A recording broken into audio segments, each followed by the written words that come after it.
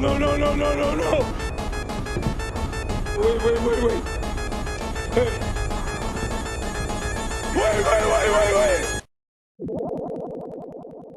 Okay, so don't get mad now, but water levels is something few players look forward to. Water levels has plagued video games since the dawn of time. But the thing is, there is a lot of potential, so why do they almost never work?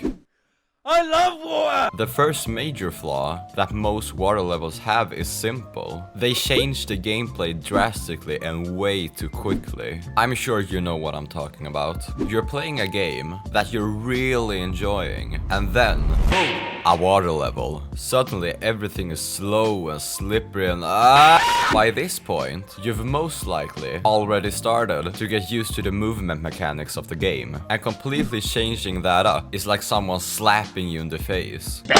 Even worse is that water levels only make up a small part of the game, so the movement often isn't as polished and well thought out as the movement on land. Due to water's floaty nature, it tends to be hard to make movement feel natural, as players generally tend to play games that take place on land. When it comes to movement, most games tend to find a happy balance between stiffness and slipperiness. This gives the game both a sense of flow and responsiveness, and therein lies the problem with water levels. Due to water being the way that it is, the controls often end up leaning way too much towards the slippery side. This makes it feel like you're actually underwater, but being underwater fucking sucks. Everything you do is slow, and due to a lack of oxygen, the player often has a timer telling them to hurry the fuck up. Too hard, too quickly. This is something that fits these levels way too often. Players need time to get used to things. You're basically learning a whole new way to move. And since it's only a small part of the game,